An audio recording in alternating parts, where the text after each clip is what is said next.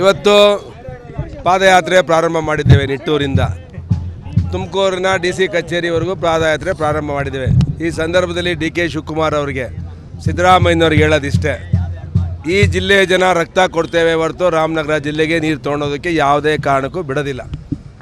ಕರ್ನಾಟಕ ರಾಜ್ಯದ ಇತಿಹಾಸದಲ್ಲಿ ಯಾವುದಾದ್ರೂ ಒಂದು ಮೂಲ ಯೋಜನೆಯನ್ನು ಡೈವರ್ಷನ್ ಮಾಡಿ ತಗೊಂಡೋಗುವಂಥದ್ದು ಇಡೀ ಕರ್ನಾಟಕ ರಾಜ್ಯದ ಇತಿಹಾಸದಲ್ಲಿ ಇದು ಮೊದಲನೇ ಸಲ.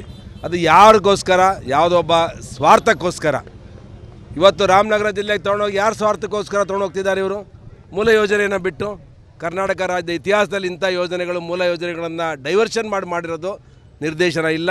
ನಾವಿವತ್ತು ಎಚ್ಚರಿಕೆ ಕೊಡ್ತಿದ್ದೇನೆ ಸರ್ಕಾರಕ್ಕೆ, ನೀವೇನಾದರೂ ತೊಡೆ ತಟ್ಟಿ ತೊಗೊಂಡೋಗ್ತೀವಿ ಅಂತ ಹೇಳಿದ್ರೆ ಇಲ್ಲಿ ರಕ್ತಪಾತ ಆಗುತ್ತೆ.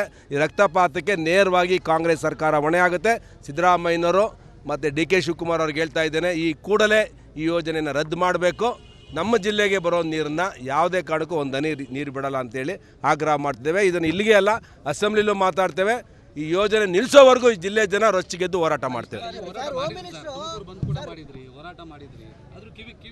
ಯಾವಾಗಲೂ ಹೋರಾಟಗಳಾಗೇನಪ್ಪ, ಈ ದೇಶದಲ್ಲಿ ಹೋರಾಟಗಳಿಗೆ ಕಿಮ್ಮತ್ತು ಕೊಡಲ್ಲ. ರೂಲಿಂಗ್ ಪಾರ್ಟಿಲಿ ಇರೋರಿಗೆ ಕಿವಿ, ಕಣ್ಣು, ಮೂಗು ಏನು ಕಾಣಿಸಲ್ಲ. ಅದಕ್ಕೆ ಇವತ್ತು ಕಾನೂನು ಹೋರಾಟ ಒಂದು ಭಾಗ ರೀ. ಕ್ಯಾಬಿನೆಟಲ್ಲಿ ಡಿಸಿಷನ್ ಆಗಿರೋದು ಕಾನೂನು ತೊಗೊಂಡ್ರೆ ಏನು ಮಾಡ್ತಿದ್ರಿ ಸರ್ಕಾರ? ನಮಗೆ ಗೊತ್ತಿದೆ ಕಾನೂನಲ್ಲಿ ಹೋರಾಟ ಏನಾಗುತ್ತೆ ಅನ್ನೋದು. ಅದೊಂದು ಭಾಗ. ಜನರ ಮುಂದೆ ಯಾವ ಕಾನೂನು ರೀ? ಜನ ರೊಚ್ಚಿಗೆದ್ದಾಗ ಸರ್ಕಾರಗಳು ತಲೆ ಬಾಗಬೇಕಾಗುತ್ತೆ, ಮಾಡ್ತಾರೆ.